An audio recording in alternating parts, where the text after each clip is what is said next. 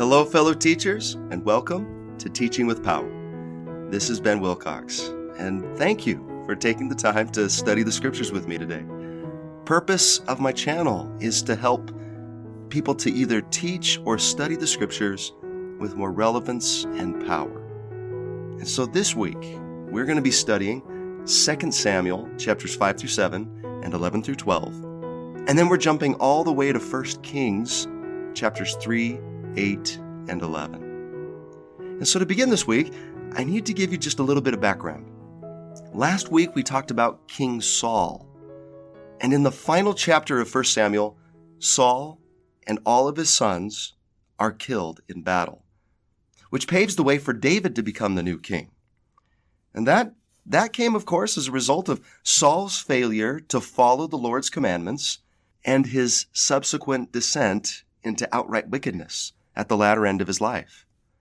So now David is the king, and he's anointed the king by the people in 2 Samuel chapter 5. One of the first things that David does as king is conquer Jerusalem and establish it as Israel's capital, which it remains to be to this day. So it's David that really puts Jerusalem as a holy city on the map. And in this chapter, right away, we see David including the Lord in all of his decisions. He doesn't have Saul's problem of honoring the people over the Lord. So it's a very promising beginning for the reign of King David. But, Saul had a pretty promising beginning as well. So we'll come back to that. Now, 2 Samuel 6 is where I'd like to spend a little bit of time with a very short but significant story. As an icebreaker, I like to ask my students what they think would happen if they decided to touch one of these specific items. So poison ivy, you'd get a rash. Sulfuric acid, now that's a very corrosive substance, so it would start to eat away at you. A hot stove, you'd be burned. A cactus, that would hurt, right? And quick story, when I first moved to Arizona, I noticed that in the fall, the cactus in my front yard lost all of its spines. And I thought, oh, that's cool. It's just like trees. They lose their leaves, so to speak, in the fall. And so I took the opportunity to feel the rough skin of the cactus. Well, that was a mistake because later my hand started to hurt. And I looked up close and it was covered in hundreds of tiny little spines. So I learned a painful lesson about living in Arizona. Just don't touch the plants at all, ever. Every plant in Arizona is trying to hurt you. So no touchy. All right, next one. An electrical fence. You'd be electrocuted. And what if you broke the glass and reached out to touch these? These are the crown jewels of England. Alarms would go off, and those guys in red jackets and the tall, fluffy hats would come in and arrest you. Well, what about this? What were the consequences of touching this item? And this is the Ark of the Covenant. And like some of these other objects that we just talked about, there were some very specific rules as to their handling and some consequences for touching it. Unless you were specifically authorized to move or handle the ark, it was strictly forbidden to touch it. As the sacred container of the tablets of the Ten Commandments, the ark represented the very presence of God. And the message behind that, I believe, was to communicate the principle that no unclean thing could dwell in the presence of God. Nobody was permitted to touch the ark, and only the Levites were authorized to even carry it. And that was only with sticks that were attached by rings to the outer corners. Even they weren't permitted to touch the actual ark itself. Well, at this time in Israelite history, King David decides to move the ark to Jerusalem with the intended plan to build a temple there, which is eventually going to happen when his son Solomon takes power. Well, the ark is placed on a cart drawn by oxen. And a man named Uzzah is walking alongside it. And something happens. And I'd like to invite you to read this short story with just one simple question in mind. Why does the Lord do this? Or why does he allow it to happen? Also, what happens afterwards to the ark? And is there a message in that too? So 2 Samuel 6, verses 6 through 11. And when they came to Nashon's threshing floor, Uzzah put forth his hand to the ark of God and took hold of it, for the oxen shook it. And the anger of the Lord was kindled against Uzzah, and God smote him there for his error. And there he died by the ark of God. And David was displeased because the Lord had made a breach upon Uzzah, and he called the name of the place Perez-Uzzah to this day.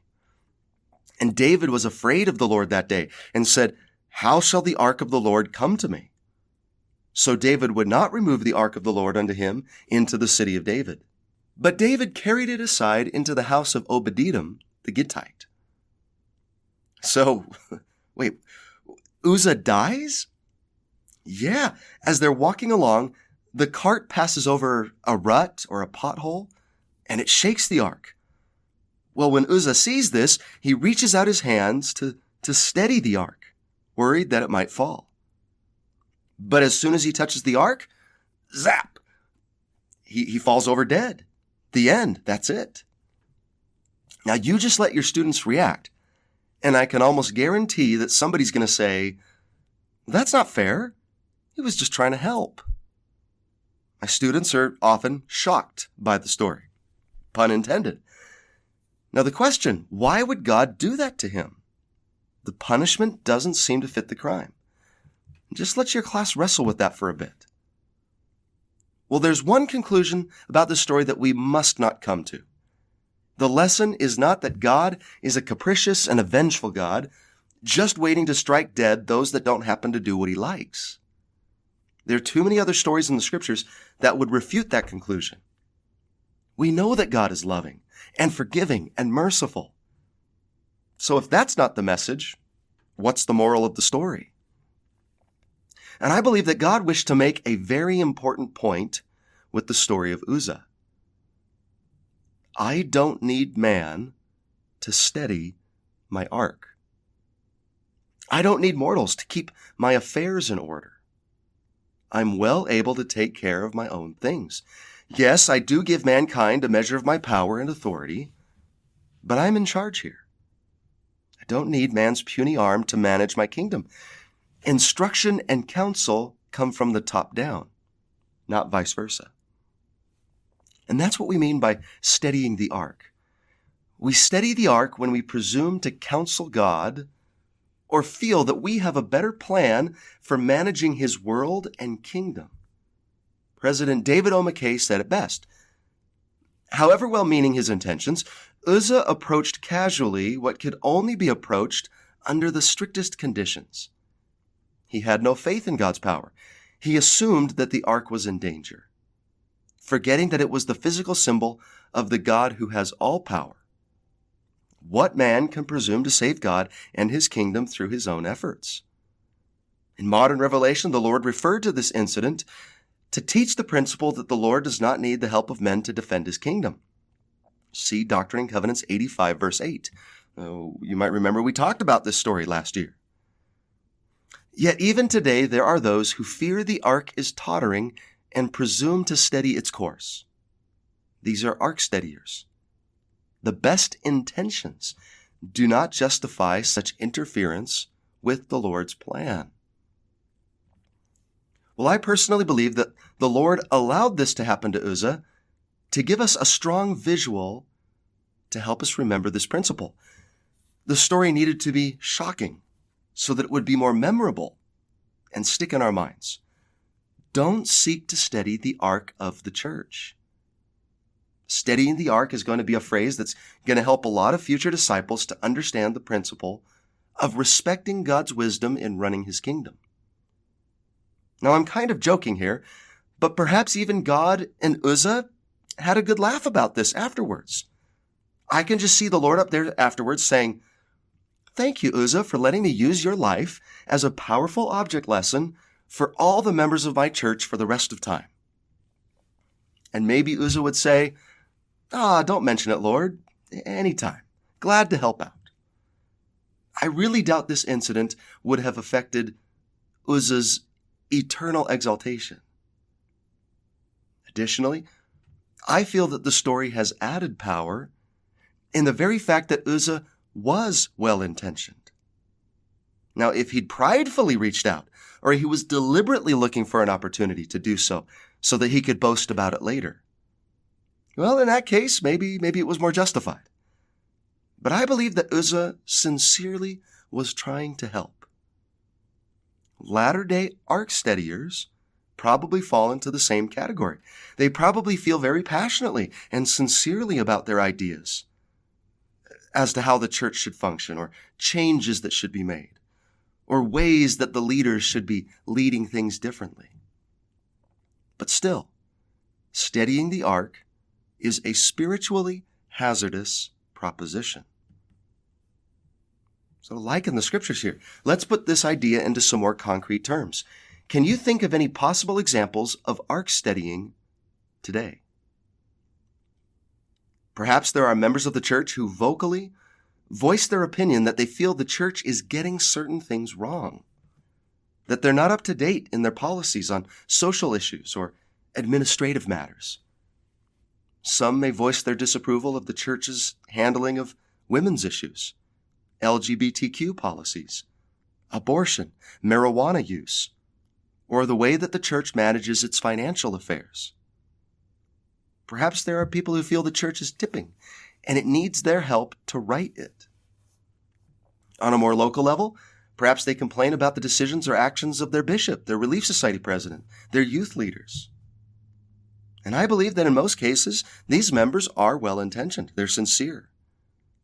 And I'm not saying that feedback is always inappropriate. Sometimes leaders can use that counsel, and they can benefit from the critique and some relevant information they might have missed. Leaders aren't perfect, and not even the church itself is infallible in all regards. But the spirit in which that counsel is offered, I think, makes all the difference. If it's offered as something for leaders to consider in the spirit of constructive criticism or information, then I think that can be appropriate and helpful at times. But if it's a blatant declaration of wrongdoing, or a demand of change, or a public outcry of disapproval to others around, then that's ark steadying. And unfortunately, just like with the story of Uzzah, what is often the result of ark steadying? These individuals often die. Now, God doesn't strike them physically dead, like with Uzzah, but they often separate themselves from the church. They lose their faith. They get offended. They drift into inactivity. They die spiritually. I know of a fellow seminary teacher who began to publicly criticize some of the brethren's statements and church policies. He eventually not only removed himself from church education, but the church itself. He allowed his political opinions on just a few topics topple his entire testimony. His ark steadying was his downfall. His faith died. His commitment to the restored gospel died. That happens a lot to ark steadiers, and as a result, their names are removed from the records of the church, often at their own request. Now, there's one more principle that I wish to highlight here. After this event with Uzzah, David fears the ark and decides not to bring it into the city. He leaves it at the house of a man named Obed-Edom. And what happens? Go ahead and read the next 3 verses. And the ark of the Lord continued in the house of Obed-Edom the Gittite 3 months. And the Lord blessed Obed-Edom and all his household. And it was told King David, saying, The Lord hath blessed the house of Obed-Edom and all that pertaineth unto him, because of the ark of God. So David went and brought up the ark of God from the house of Obed-Edom into the city of David with gladness. And it was so, that when they that bare the ark of the Lord had gone 6 paces, he sacrificed oxen and fatlings. Now, do you see a principle in that? Was the ark something David needed to fear? No. No, as long as you respected the simple rules that governed it, it blessed you. Obed-Edom didn't touch the ark. He followed the instructions. Therefore, he and his household were blessed. And to me, that says that when I put my trust in God's wisdom and his counsel, and I lean not to my own understanding, this allows God's church, his authority, his leaders to bless me. We never want to put ourselves in an adversarial position to the authority and understanding of God. I know that the world and the adversary are constantly putting pressure on us to question and resist all kinds of authority, even when it's benevolent, even when it's inspired. And that can be dangerous when it becomes a way of life.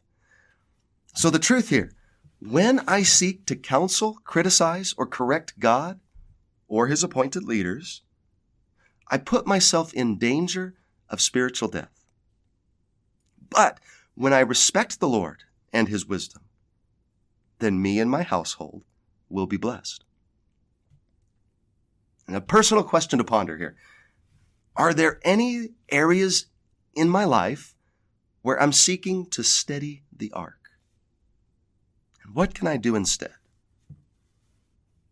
And my friends, I hope that we can all avoid the dangers of steadying the ark. And I've unfortunately seen this kind of scenario play out on more occasions than I wish to admit. I invite us to be very careful about fault finding and criticizing the way that God runs his universe, his world, and his church.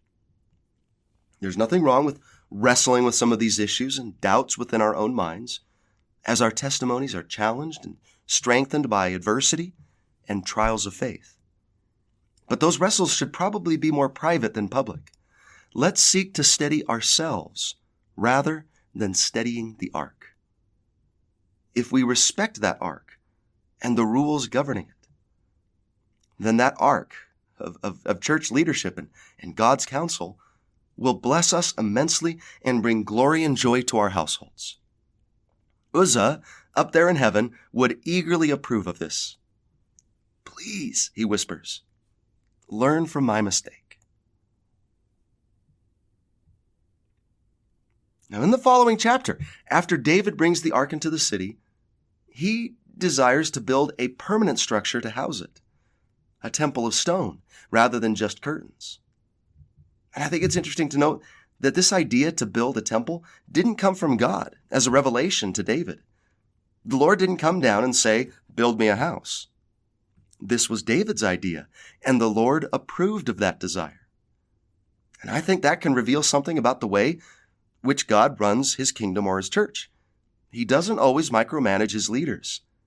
He allows them to make decisions and act on their own ideas. He trusts them, allows them to lead and to learn. Last year, as we studied the Doctrine and Covenants, I think it became abundantly clear that that's how he worked with Joseph Smith. He allowed Joseph to live and learn as a leader, and even make some mistakes along the way. Sometimes the direction of inspiration doesn't always come top down first, but bottom up. Joseph recognized an issue, had a question, and even proposed a solution, and then brought those things to the Lord. And then the Lord offered his counsel, a revelation, or okay, Joseph, why don't you try that? Let's see what happens. And he learned. And the church learned and was better off because of it. And I believe that's the way the Lord continues to run his church. We're still learning, developing as a people. With David here, the inspiration to build a temple of stone for God's ark came from the bottom up. And the Lord blesses David for his righteous desire. And in the following chapters, David experiences great success, political and spiritual victories, and many blessings. That is until we reach chapter 11. Everything's going to change after that. So let's turn there now. As an icebreaker to this chapter, I like to do the following simple object lesson. I pull out my cell phone and open up my navigation app and hold it up for all to see. Now, have you ever used a navigation app on your phone to get somewhere? I'm sure that most of you have. It's so convenient. Back in the old days, we had to use paper maps or atlases to get places. Now you can just push the button and Siri will tell you each and every turn that you need to make and how to get right to your destination. However, even with that guidance, how many of you have still missed your turn or an exit? Have you failed to follow the guidance for whatever reason? More than likely you have. And then what happens? Does your phone start making fun of you? Does it turn off and abandon you? Does it say, all right, you idiot, you missed your turn. You might as well give up. Good luck getting to your destination now. No?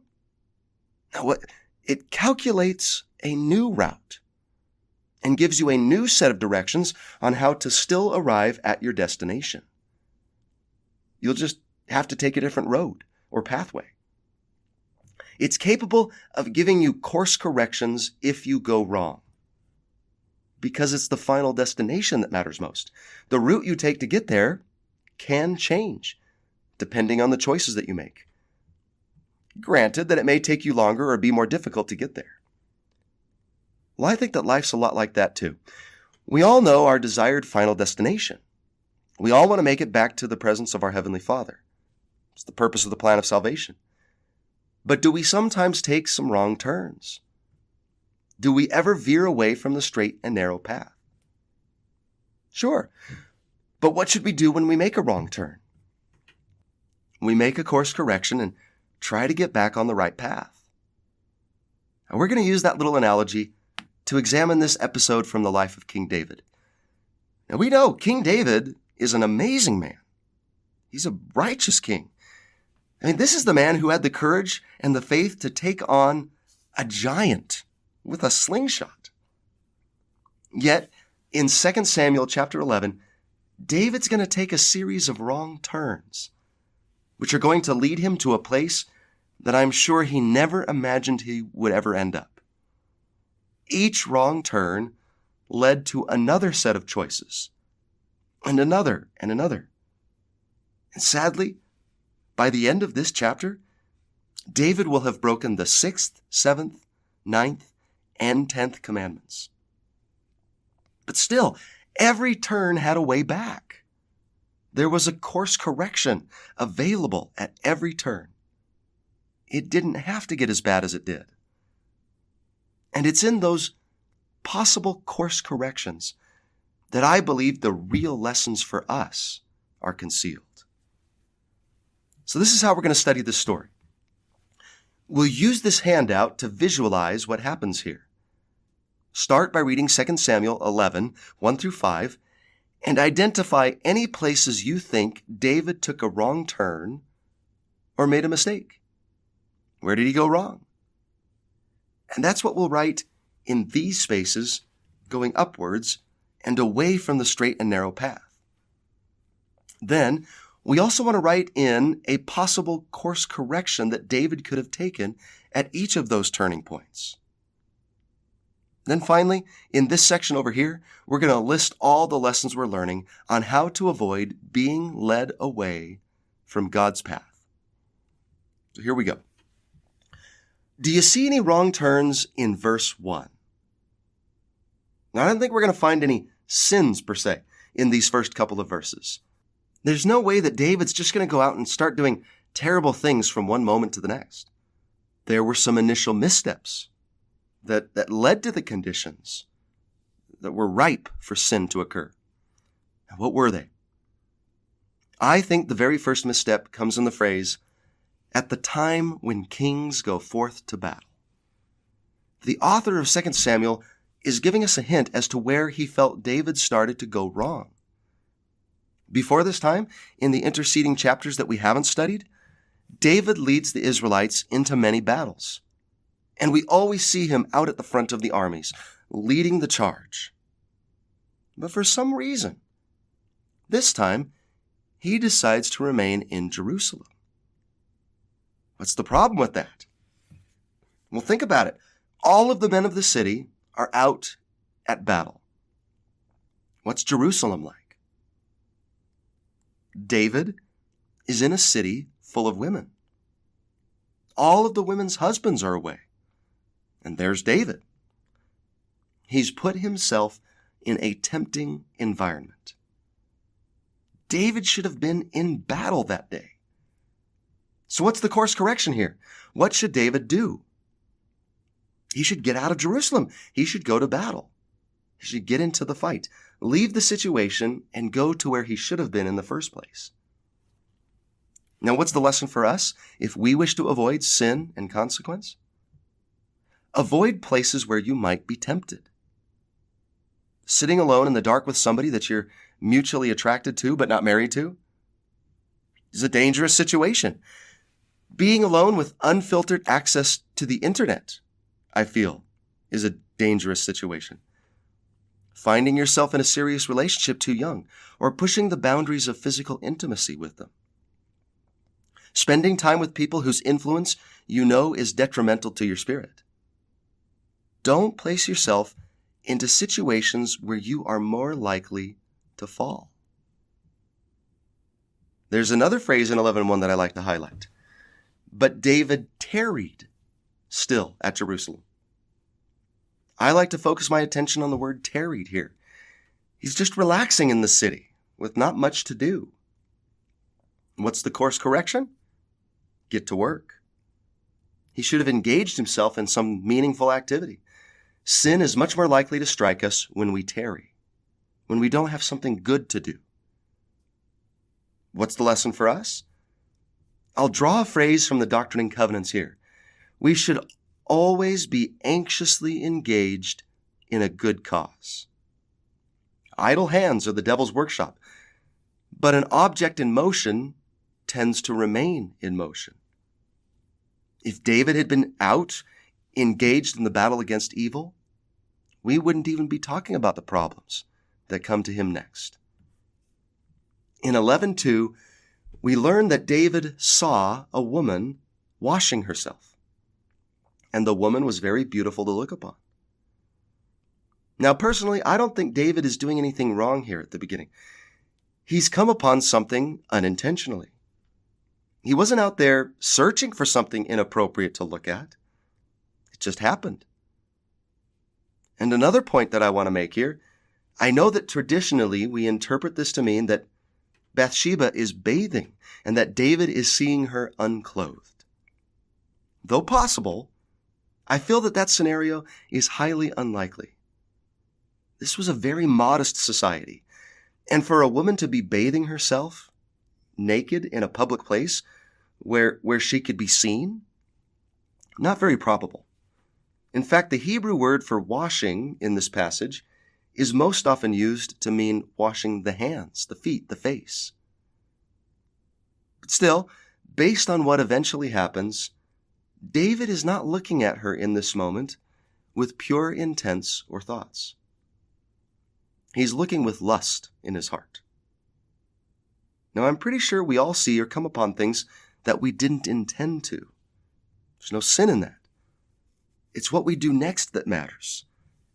I think the problem came not when David saw her, but when he took the time to look upon her. Notice how beautiful she was, and let his thoughts turn lustful.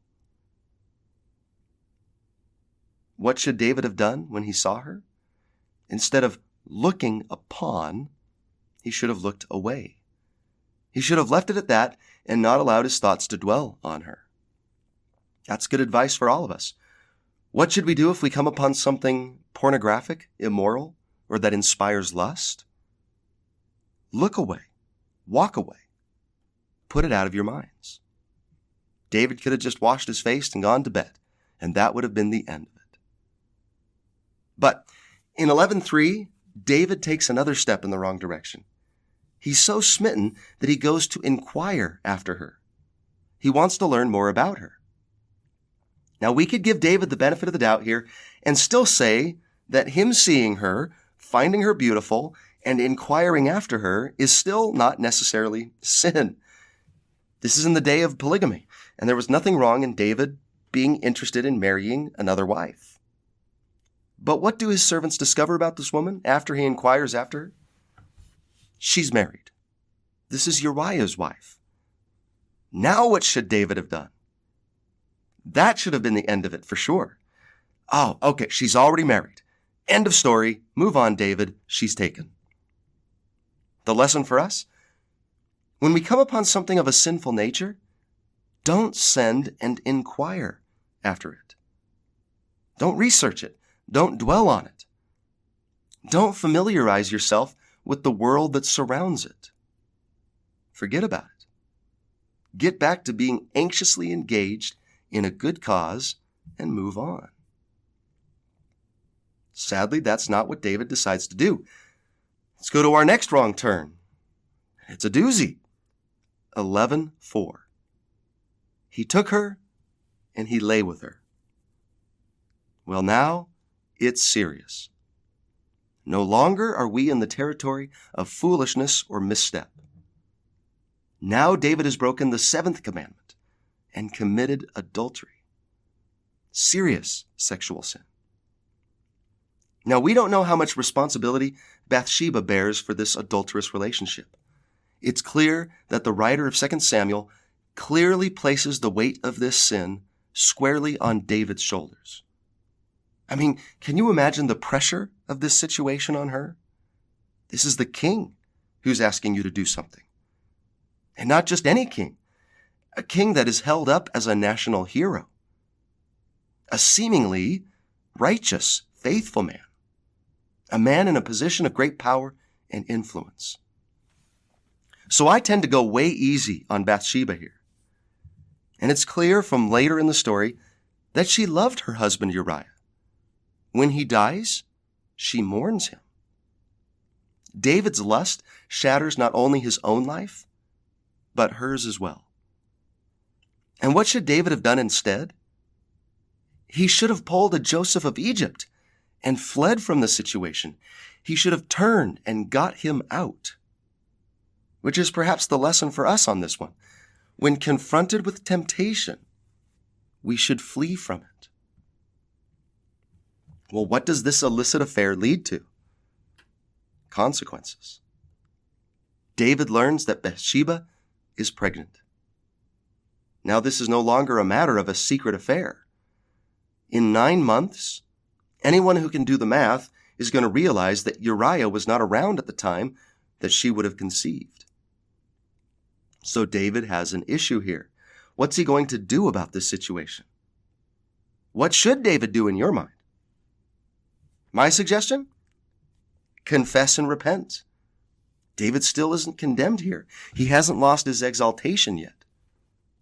But David does what a lot of people do when their sins begin to bear consequences.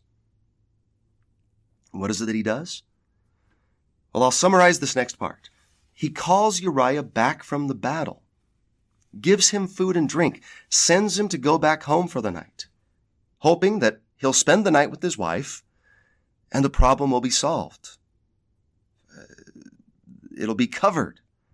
David could get away with it without being discovered. So now what sin is he adding to his repertoire? Lying. He's engaging in an attempt to deceive. Last, though, Uriah refuses to go back home.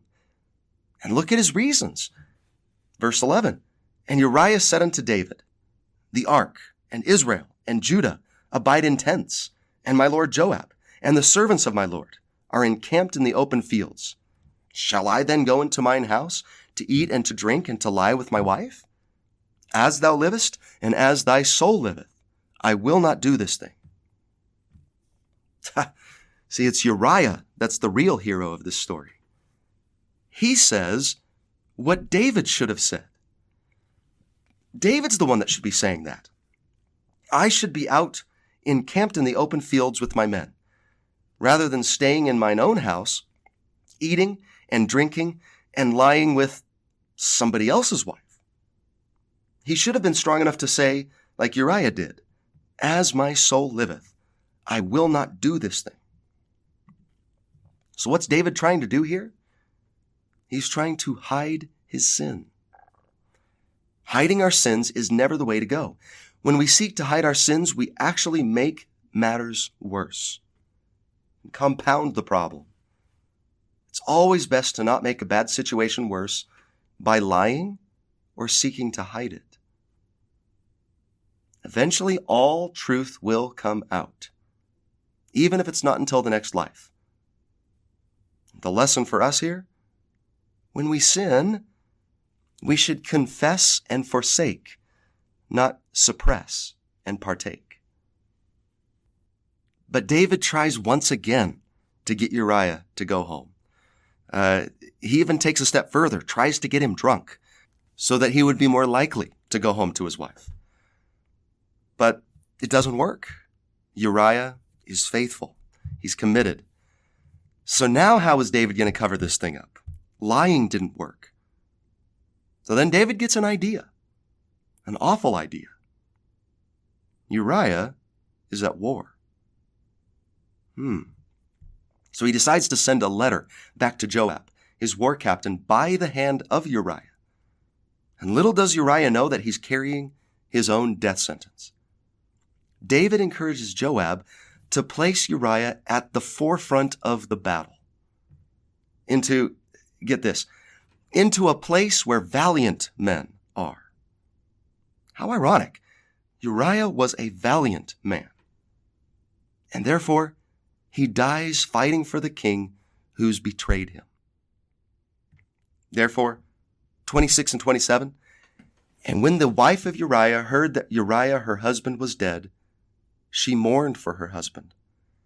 And when the mourning was past, David sent and fetched her to his house, and she became his wife, and bare him a son. But the thing that David had done displeased the Lord.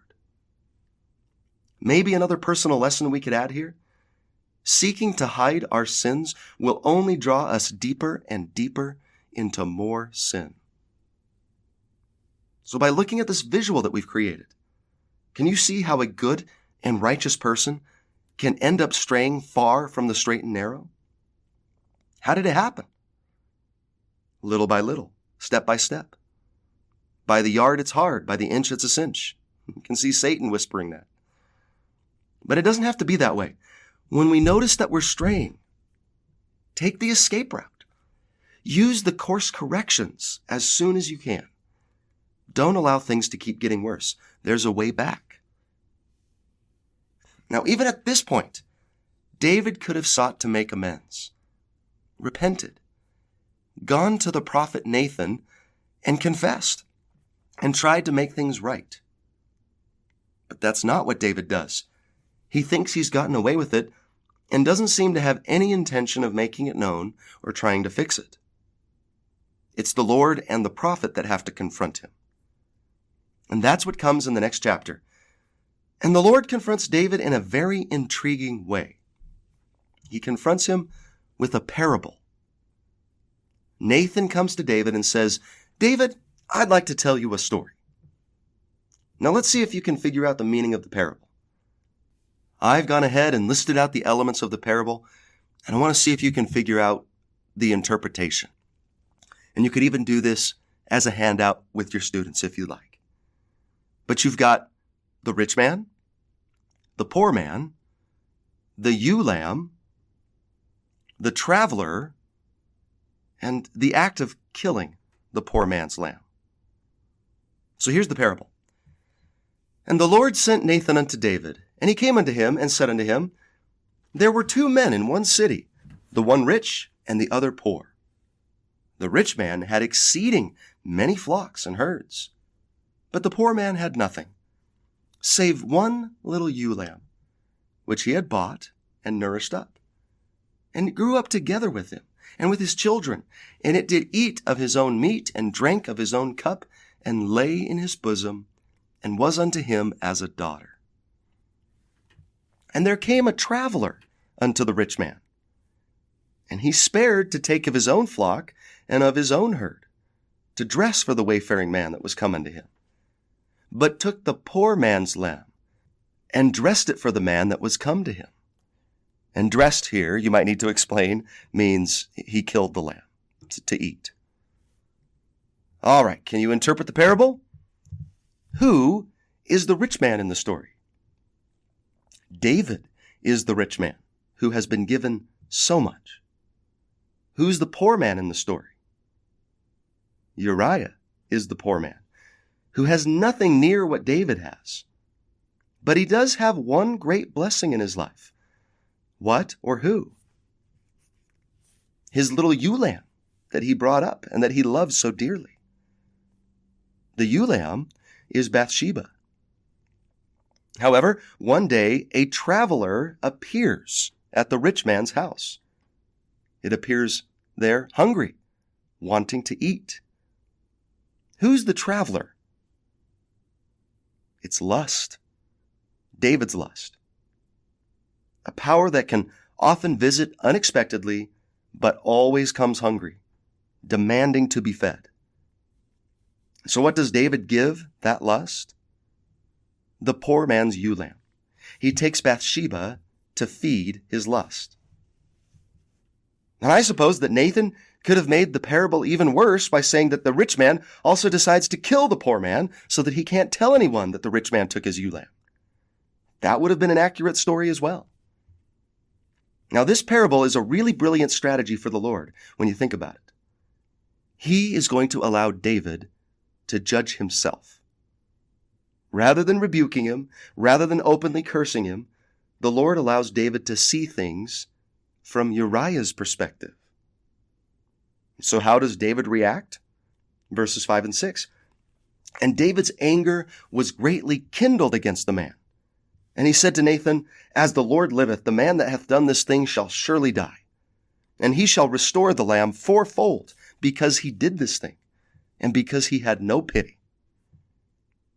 David's angry, demands that the rich man be punished for this ungrateful and unmerciful act. Unknowingly handing himself his own punishment, his own sentence. Now, can you imagine how David must have felt as Nathan looked him squarely in the eye and shouted out, Thou art the man. David, you're the rich man in the story. After which Nathan goes on to explain that because he's done this thing, great negative consequences will befall him and his household. On top of that, the child that was to come of that relationship would die. And the rest of the book of 2 Samuel chronicles the fallout of this decision. David's sons, for the most part, are a real mess. And many of them also struggle with sexual sin and killing. The same sins that David had committed, and he doesn't do much about it because maybe their sins are just much too close to his own. Well, for the truth, there are lots of lessons that this story has taught us about sin and straying from the path. Perhaps the overall message: when we stray from the path of righteousness, we should course correct as soon as possible. When we don't, we will be led to thou art the man moments and painful consequences. To liken the scriptures, are there any roads that you're traveling down right now that are leading to thou art the man moments? And what could you do right now to get off that route? Do you need to recalculate? And to do that, you may have to take a different road.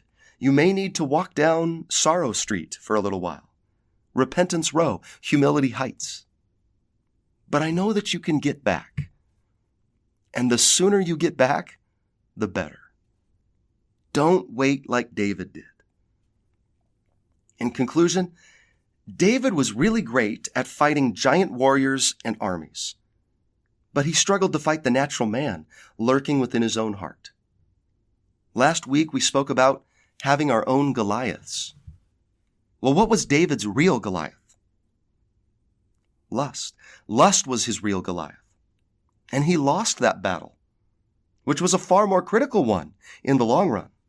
And I pray that we can learn from David's mistakes in this story. We too are going to find ourselves veering off the path from time to time. But instead of going deeper and deeper into sin and trying to hide it, we can course correct, recalculate our route. And through God's mercy and his grace, we can still arrive at our eternal destination. Now, before we move on from 2 Samuel 11, One other teaching suggestion. You could show the David and Bathsheba movie. It does a very good job of relating this story to the sin of pornography, which is such a problem these days. If you're interested in this little film produced by the church, I'll place a link to it in the video description below.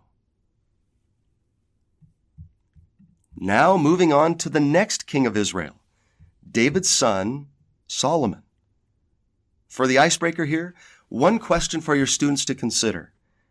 If you only had one wish, what would you wish for?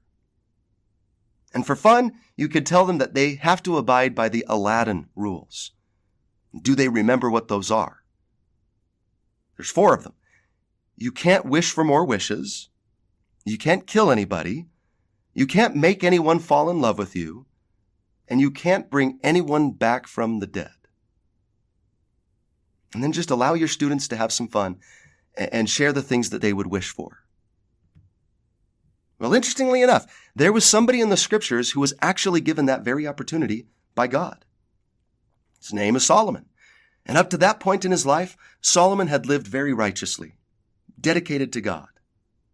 And therefore, God approaches him in a dream and basically says, Solomon, make a wish. And you'll find that in 1 Kings chapter 3, verse 5. In Gibeon, the Lord appeared to Solomon in a dream by night. And God said, ask what I shall give thee. Now read 1 Kings chapter 3, verses 6 through 15, and be prepared to answer the following questions. What does Solomon wish for? How does the Lord feel about Solomon's desire?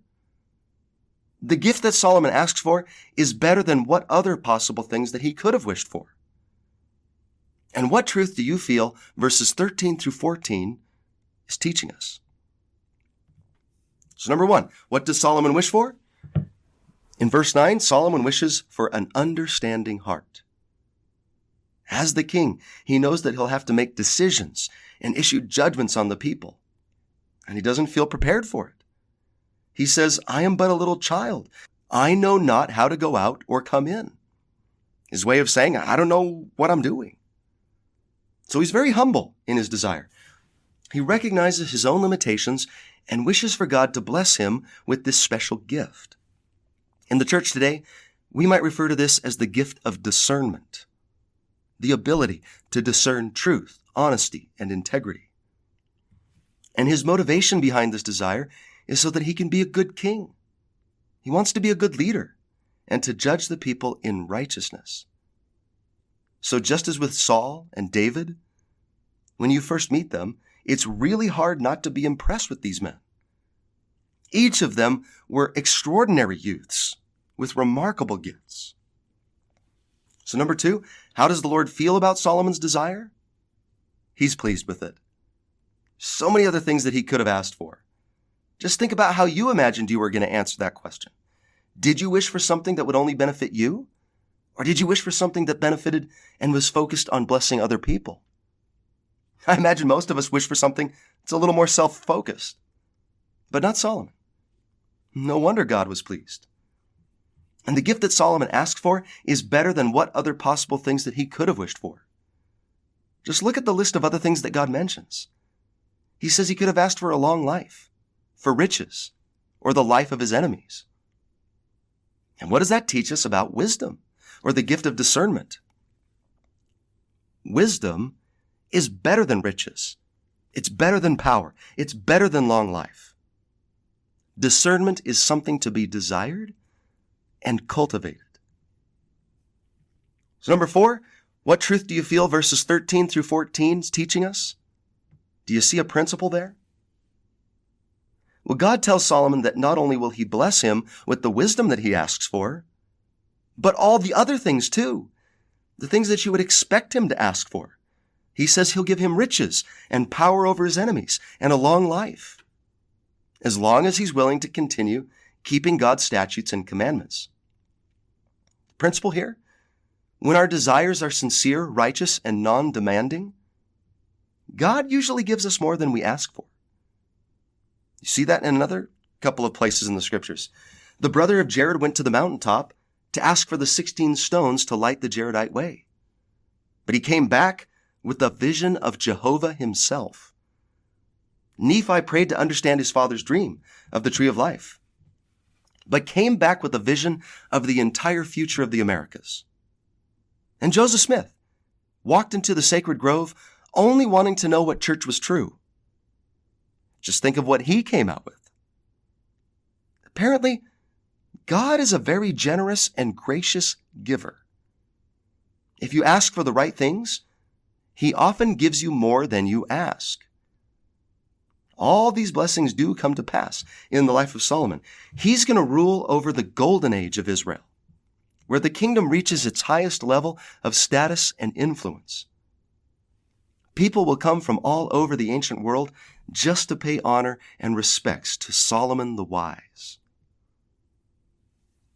Now, the purpose of the little story that follows Solomon's dream is to give an example of Solomon's wisdom. And if I were teaching, I'd probably just summarize this story for my students. Probably familiar with it. There's two harlots that come to Solomon, both claiming to be the mother of a certain child. Now, both of them had given birth to children, but one of the harlots had fallen asleep with her baby and inadvertently rolled on top of the child and smothered it. When she woke up and realized what she'd done, she decided to switch her dead baby with the live baby of the other mother while they slept. So when the other mother wakes up, the baby that she's holding in her arms is no longer alive. But then she realizes, wait a minute, this isn't my son. But the other woman, she claims, she's like, oh yes, the dead baby is your son. This one is mine. So without access to a DNA test, what's Solomon to do? He says, I know the solution. If both women are claiming the baby, well, just split it down the middle and give each woman half. There, everybody's happy. It's like he's using the old break in half the last cookie trick so that everybody's happy tactic, but with a baby. And we say, Solomon the Wise? I mean, that just sounds terrible. But it turns out that this really was a wise tactic, because Solomon just sits back and watches the reaction of the two mothers. The one says, oh, no, just let her have it. Don't slay the child. I'll go home empty-handed just as long as the baby lives. The other mother, however, says, okay, fine with me. Let the child be divided. I guess that's fair. And Solomon says, now we know who the real mother is. Give it to her who pleaded for the child's life. Only a real mother's love would be strong enough to make that kind of sacrifice for the life of her child. And isn't that true? A mother's love can save a child. Solomon the Wise. So the truth, wisdom is greater than riches, power, or long life. And God can give us wisdom if we unselfishly seek it. To liken the scriptures, how can you cultivate the gift of wisdom more in your own life? A couple of possible suggestions. Seek it through experience, through education, through scripture study, by learning from the mistakes and the successes of others. And most importantly, by asking God directly for it. If any of you lack wisdom, let them ask of God.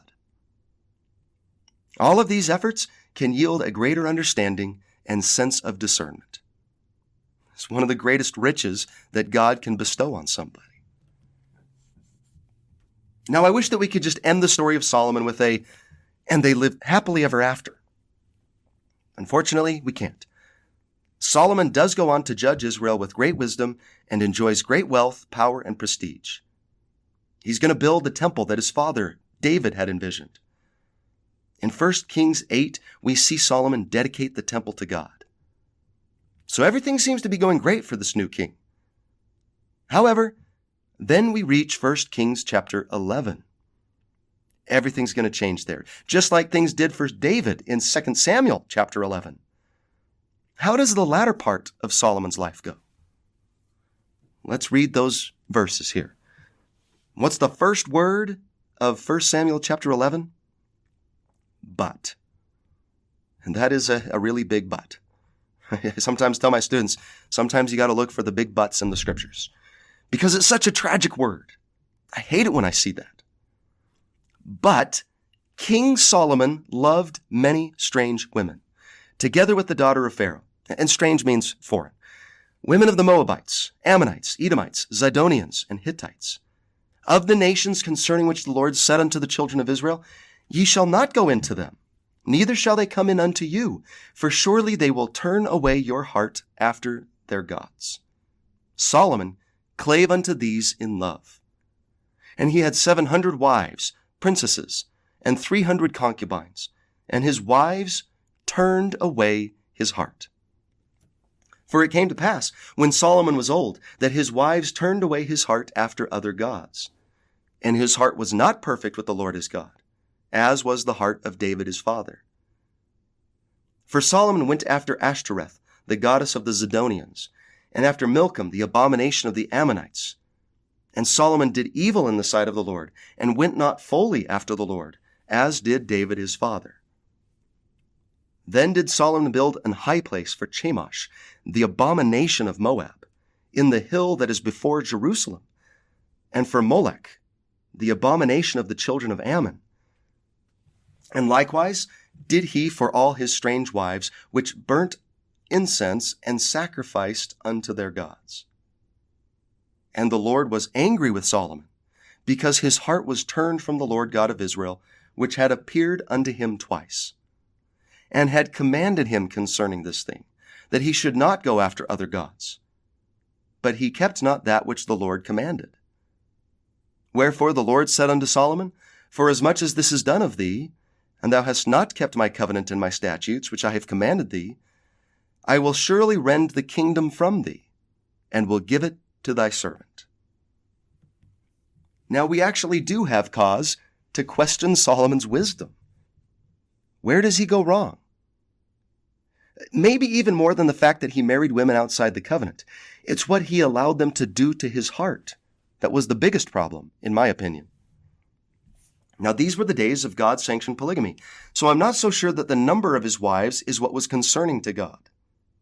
Although it does seem like he went a little overboard. These marriages were probably more of an effort to create alliances between kingdoms. But that's no excuse. He allowed those wives to convince him to allow idolatry in the kingdom. His wives turned his heart away from fully worshiping God. And that's another warning for all of us to be careful of whose influence we allow into our lives. Choose your friends and spouse carefully.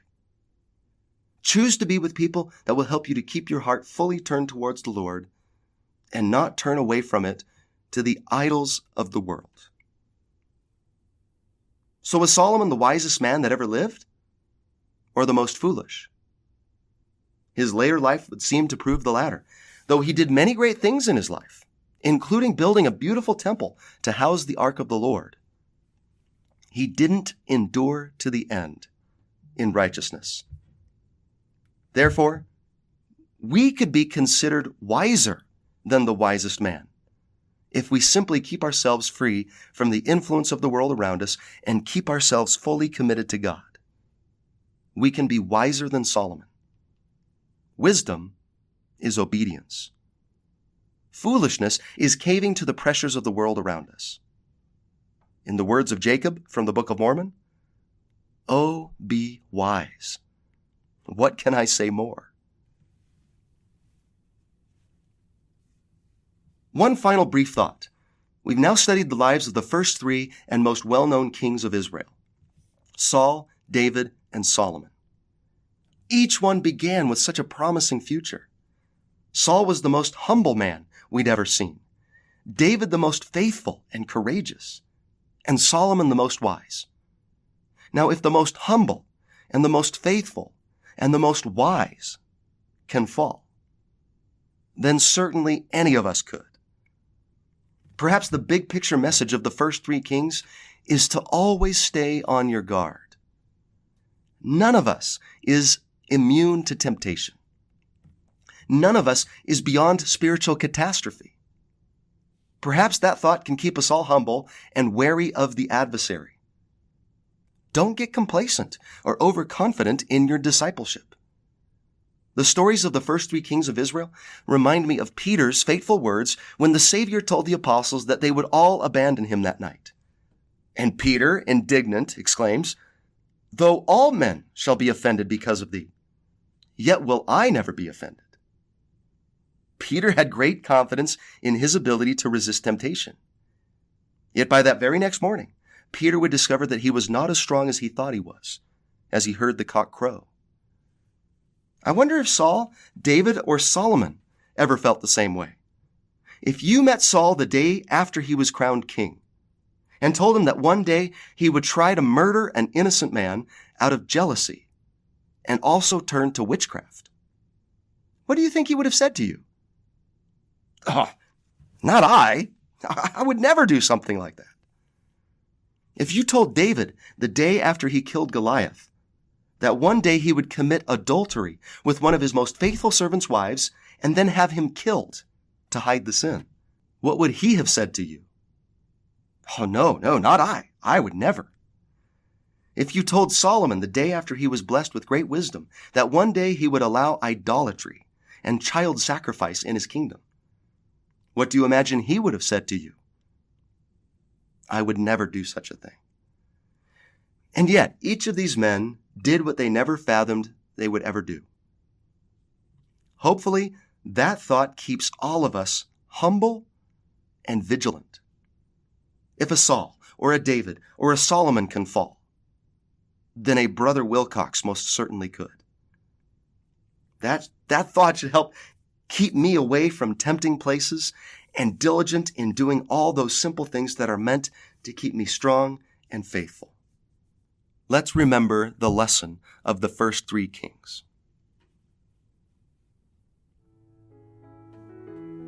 All right, my friends, that's all I have for you this week. I hope you enjoyed it. I really appreciate you spending this time with me in the scriptures. If any of you are teachers out there or would like access to the resources that I make for teachers, then go to teachingwithpower.com. You'll find links to each of those things there. Now, thank you so much for watching. Now get out there and teach with power.